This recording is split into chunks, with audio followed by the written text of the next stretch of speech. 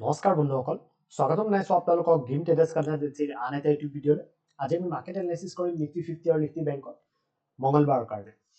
so আজিৰ দিনটোত মাৰ্কেটে কেনেকৈ মোমেন্টাম কৰিলে প্ৰথমতে আমি এইটো চাই লওঁ নিফটি 50 প্ৰথমতে চাই লওঁ তাৰপিছত আমি নিফটি বেংকত চাওঁ সো নিফটি 50 যদি আমি চাওঁ আজি এটা নতুন এটা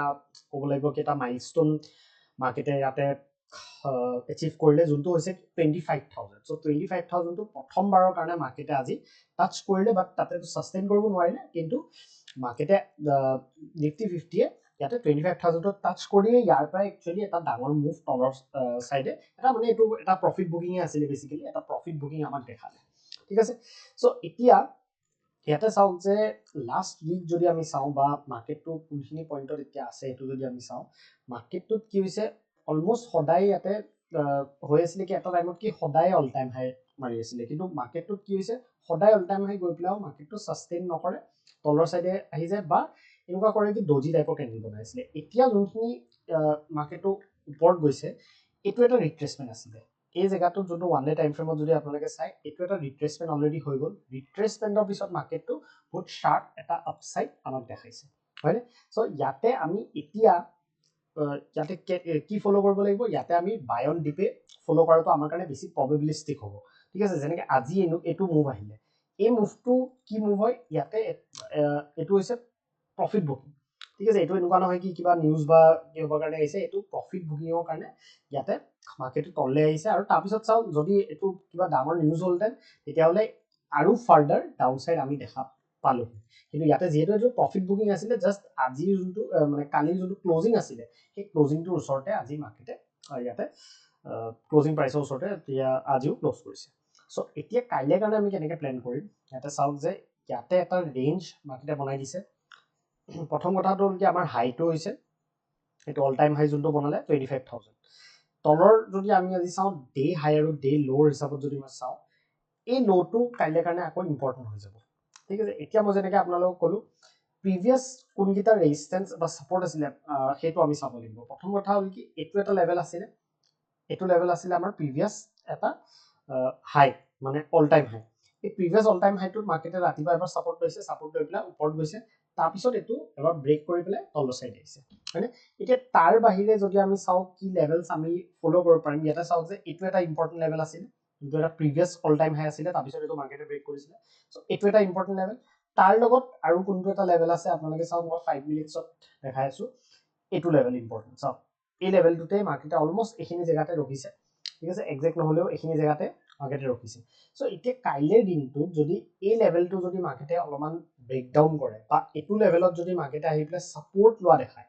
তেতিয়াহ'লে আমি ওপৰ চাইডেও ট্ৰেড প্লেন কৰিব পাৰিম তলৰ চাইডে কিন্তু আমি কি কৰোঁ স্কেল্প টাইপৰ ট্ৰেড প্লেন কৰাটো আমাৰ কাৰণে বেটাৰ হ'ব ঠিক আছে স্কেল্প টাইপৰ মানে ইয়াতে যদি মাৰ্কেটে ব্ৰেকডাউন কৰে তেতিয়া চাওক যে আপোনালোকৰ যোনটো নেক্সট ছাপৰ্ট আছে এই ছাপৰ্টটো বহুত ওচৰতে আছে দেখিছে অলমোষ্ট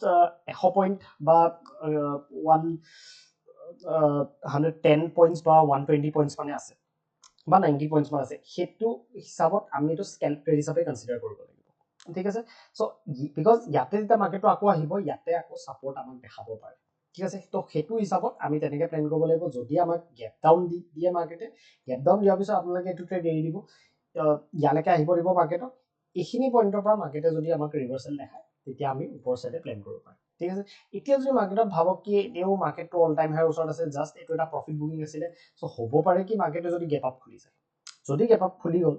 গেপ আপ খুলি গ'লে আপোনালোকৰ এটা চিম্পল আমি কৰিব লাগিব যে গেপ আপ খুলিলে গেপ আপ খুলি পেলাই মাৰ্কেট তললৈ আহিব লাগিব তললৈ আহি এইখিনি পইণ্টত যেতিয়া ৰিটেইলাৰ্ছবিলাকে ভাবিব যে ইয়াতে আমি শ্বৰ্ট কৰোঁ এইখিনিত যদি আমাৰ ওপৰ চাইডে যদি ট্ৰেড দেখায় তেতিয়াহ'লে আমি বাইঙৰ কাৰণে ইয়াতে যাব লাগিব ঠিক আছে যদি আমাক ইয়াতে মাৰ্কেটে ওপৰ চাইডে যদি ট্ৰেড আমাক দেখায় তেতিয়াহে আমি ইয়াতে প্লেন কৰিম ঠিক আছে এনেকৈ কাইলৈ কাৰণে আপোনালোকে প্লেন কৰিব পাৰিব এতিয়া আমি আহোঁ নিফটি বেংকত যদি চাওঁ আমি নিফটি বেংকৰো চেম ইয়াতে হৈ আছিলে কিন্তু এটা বস্তু ইয়াতে চাওক যে নিফটি 50 টো অল টাইম হাই আছিলে নিফটি বেংকটো ক'ত আছে অল টাইম হাই যোৱা নাই এতিয়াও যোনটো অল টাইম হাই আছে তাৰ পৰা অলমষ্ট 3 to 4% ইয়াতে তলত আছে আৰু আজিও ক্লোজিংটো যোনটো আছে এইটো তলৰ মানে অলমষ্ট কালিৰ যোনটো ক্লোজিং আছিলে সেইটোৰ ওচৰ পাজৰে দিছে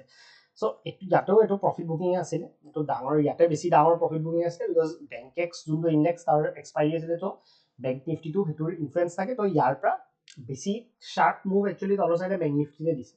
সো এতিয়া কাইলৈ কাৰণে আমি কেনেকৈ প্লেন কৰিম এতিয়া চাওঁ যে ইয়াতে যদি আমি চাওঁ মাৰ্কেটটোত যদি আমি এই লেভেলটো চাওঁ এইটো লেভেল কাইলৈ কাৰণে আকৌ ইম্পৰ্টেণ্ট হৈ যাব ঠিক আছে এইখিনি লেভেল এই লেভেলখিনি আমাৰ কাইলৈ কাৰণে ইম্পৰ্টেণ্ট হ'ব বিকজ কিয় ইম্পৰ্টেণ্ট হ'ব বিকজ এইটো লেভেলত যদি আপোনালোকে চাই ইয়াতে মাল্টিপল টাইমছ ছাপৰ্ট লৈছে হয়নে ইয়াতে মাল্টিপল টাইমছ ইয়াতে ছাপৰ্ট লৈছে চ' এতিয়া মাৰ্কেটটো যদি কনচলিডেট কৰি পেলাই যদি এইটো লেভেল ব্ৰেকডাউন কৰে এতিয়া কাইলৈ যদি আপোনালোকে বেৰিছ ট্ৰেড চাব লাগে নহয় আপোনালোকে নিফটি বেংকত চাব নিফটি 50 চোৱাতকৈ বিকজ নিফটি 50টো অল টাইম হাই ওচৰে পাজৰে আছে চ' সেইটো কাৰণে অলপ মানে ইমান ইজিলি চেলিং নাহিব পাৰে ঠিক আছে ইয়াতে আপোনালোকে চেলিঙৰ কাৰণে বেংক নিফটিত আপোনালোকে প্লেন কৰিব পাৰে যদি অপৰচুনিটি পায় ঠিক আছে এইটো আপোনালোকে যদি ইয়াতে ইয়াৰ তলত যদি মাৰ্কেটে কনচলিডেট কৰি ব্ৰেকডাউন কৰে তেতিয়াহ'লে আপোনালোকৰ ফাৰ্ষ্ট টাৰ্গেটটো ইয়ালৈকে আপোনালোকে ৰাখিব পাৰিব 50,866 লৈকে আপোনালোকৰ প্ৰথম টাৰ্গেটটো থাকিব সেকেন্ড কথাটো হ'ল কি মাৰ্কেটটো যদি ফ্লেট খুলি পেলাই ভাবক কি এই ট্ৰেন্ড লাইনডাল যোনডাল বনাইছে এই ট্ৰেন্ড লাইনডালৰ ওপৰত যদি মাৰ্কেটে কনচলিডেট কৰি যদি ওপৰ সাইডে ব্ৰেকআউট কৰি দিয়ে তেতিয়াহ'লে আপোনালোকে ওপৰ সাইডেও ট্ৰেড প্লেন কৰিব পাৰিব কিন্তু এইটো মনত ৰাখিব যে যেহেতু এইটো ডে হাই আৰু ডে লো প্ৰিভিয়াছ ডে মানে আজিৰ ডে হাই আৰু ডে লোৰ মাজত ট্ৰেড মাৰ্কেটে কৰিব তো ইয়াতে আপোনালোকে কি কৰিব লাগিব কোৱান্টিটি যোনটো আছে সেইটো অলপ কমাই ল'ব ঠিক কোৱান্টিটি কিয় কমাই ল'ব বিকজ ইয়াতে আল্টিমেটলি ডে হাই আৰু ডে লোৰ মাজত যদি থাকে মাৰ্কেটটো কি ঠিক ইয়াতে কাইলৈ মানে সাইডৱেজ হৈছে তো সাইডৱেজ মাৰ্কেটত যাতে আপোনালোকে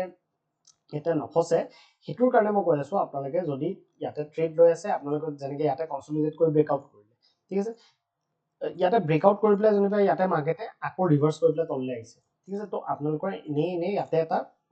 ডাঙৰ ষ্টপ লছ মানে ডাঙৰ কোৱান্টিটিত আমি ষ্টপ লছ দিয়াতকে আমি সৰু কোৱান্টিটি লৈ পেলাই ইয়াতে ষ্টপ লছ দিয়াটো বেটাৰ হ'ব ঠিক আছে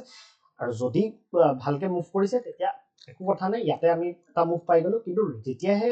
প্ৰিভিয়াছ ডেৰ যোনকেইটা ৰেঞ্জ থাকে ডে হাই আৰু ডে লো সেইকেইটাৰ পৰা যেতিয়া বাহিৰত ওলায় তেতিয়া চান্সেছ থাকে যে ডাঙৰ ট্ৰেন্ডিং মুভ যেনেকৈ আজি চাওক এইটো ৰেঞ্জ ডে হাই আছিলে ডে হাইৰ ওপৰতে মাৰ্কেটে ক্লোজ মানে খুলিছে তাৰপিছত ডাঙৰ মুভ দিয়াৰ ইয়াতে আমি এটা প্ৰবাবিলিটি ইয়াতে পাইছোঁ হয়নে চ' তেনেকুৱাকে বস্তুবিলাক চাব যে কোৱান্টিটিৰ যোনটো চাইজিং সেইটো সদায় ৰেঞ্জৰ ভিতৰত কমকে ল'ব ৰেঞ্জৰ বাহিৰত ইয়াতে